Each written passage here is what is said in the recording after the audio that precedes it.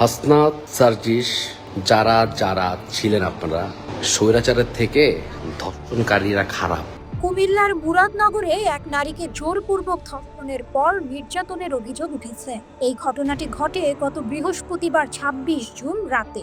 গতকাল শনিবার ওই নারীকে নির্যাতনের ভিডিও ছড়িয়ে পড়লে ক্ষোভ প্রকাশ করেন শোবিজ তারকারা। এই ঘটনায় ফেসবুক লাইভে এসে ক্ষোভ জানিয়েছেন ব্যাচেলর পয়েন্ট খ্যাত অভিনেতা সাইদুর রহমান পাভেল।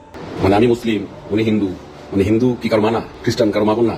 আজ রোববার ২৯ জুন মধ্যরাতে লাইভে এসে পাভেল ধর্ষকদের একমাত্র শাস্তি হিসেবে মৃত্যুদণ্ড দাবি করেন। এ সময় দেশের বর্তমান পরিস্থিতি আগের চেয়েও খারাপ বলে উল্লেখ করেন তিনি।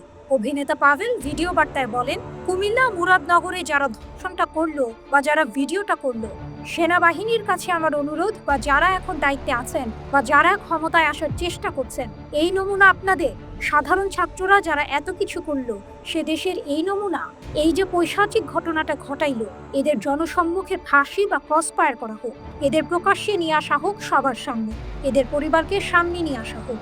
গণ অভ্যুত্থানের সমর্থন দেওয়াটা ভুল ছিল উল্লেখ করে তিনি বলেন, স্বৈরাচারের থেকে ধর্ষণকারী খারাপ। আমার তো মনে হচ্ছে এখন বলতে বাধ্য হচ্ছি, এটা তো আরো খারাপ হয়ে গেল।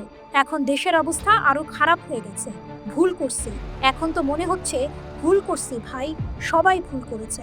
যারা এখন দায়িত্বে আছেন, যারা পরবর্তীতে ক্ষমতায় আসার চেষ্টা করছেন বা ক্ষমতা আসার জন্য, এই নমুনা আপনাদের।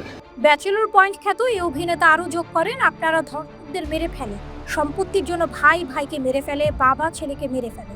তাহলে যারা ধর্ষক কাজটা করছে, তাদের মা বাবা যদি বেঁচে থাকে, মা বাবা ভাই বোন যদি থাকে, আপনারা কাজটি করেন। যদি আপনাদের সন্তান যারা কাজটা করেছে ওদেরকে পারলে মেরে ফেলে। সবশেষে অভিনেতা বলেন, সবার ঘরেই মা বোন আছে, যারা কিছু হলেই শাহবাগ চলে যান দাবি নিয়ে, তারা সবাই মিলে আরেকটা জনসমুদ্র হোক, ধর্ষণের বিচার ফাঁসি, এদের মেরে ফেলেন, এটুকুই বলবো।